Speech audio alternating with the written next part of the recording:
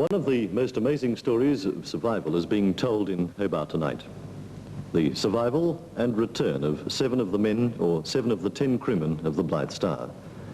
After Australia's most intensive air and sea search for 10 days, which produced no sign of the missing ship or its crew, and lost hope by all but the closest relatives, 3 of the men turned up at Dunalley this afternoon. And soon the news of what almost seemed a miracle was being flashed round the country. The 3 men had walked from Deep Glen Bay, 5 miles north of Pirate Bay off Eaglehawk Neck, across rugged country to Madonna. Here they were picked up by a logging contractor and taken to the police station at Dunalley. From this point, the amazing story of survival took shape. How the Blythe Star had suddenly capsized and gone down 5 miles west of Southwest Cape at 8:30 on Saturday morning, October 13th, the day after she left Hobart for King Island. How the men existed almost without food on a life raft for 10 days. How they saw searching aircraft but couldn't make the searchers see them. How they came ashore after drifting helplessly and then could not get out of Deep Glen Bay for help. And tonight, remarkably fit considering their ordeal, the men are in Royal Hobart Hospital, the focus of Australia. I was at the domain when the helicopter brought them in. Good. How did you... you want a hand? Yeah, just find me feet, please. Yeah. You all right?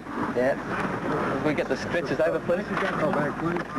Can you tell us anything about what happened? Can you tell us a little bit about how it occurred? Let this leading go. All right. It's not just a present, we can't say it. All right. Are you from the mainland or Yeah, I'm Tasmania? from Victoria. Would you like to say hello to your family and just tell them that I would like to say hello to my wife if I could. Well, you don't look real good at the moment. How do you feel? Crook. Be good to get to hospital? Yes, warm bed. It wasn't bad seas, they've been, but somehow or other she got the list on to starboard. We don't know what it was. Is there any suggestion that, you know, the cargo may have shifted or anything like that? Well, it could have been down below decks, but not on top. Not on deck when she started to list, and then to start to go.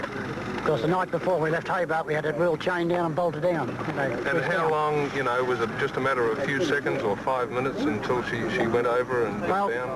It's only a matter of, it's only a matter of, she was straight over on the starboard side, I'm sorry, and was everyone then, we couldn't get the lifeboats free, so the only thing we did was the RDF, the boats was able to get down on the RDF and loosen it, and we just piled in that one after. You were able to get out all right, the lot of you, were you? Oh, yeah. You didn't have any trouble with the boat? Did the ship completely capsize when you were in it? Not while we're in it. No. No, but she was going all the time. She was right over the almost laying on a flat. So you had a little bit of warning to try and get the lifeboats and the raft through. Just a little, but the lifeboats were useless. We couldn't get them free in any case. Was it a rough sea at the time? Not so bad. The sea wasn't so bad then, but that night, that's when we felt Was there a bit of panicking? And that's there was no panic. What time did it happen? 8:30 in the morning. We hit Did the all water. 10 of you get onto the life? All 10 got in life.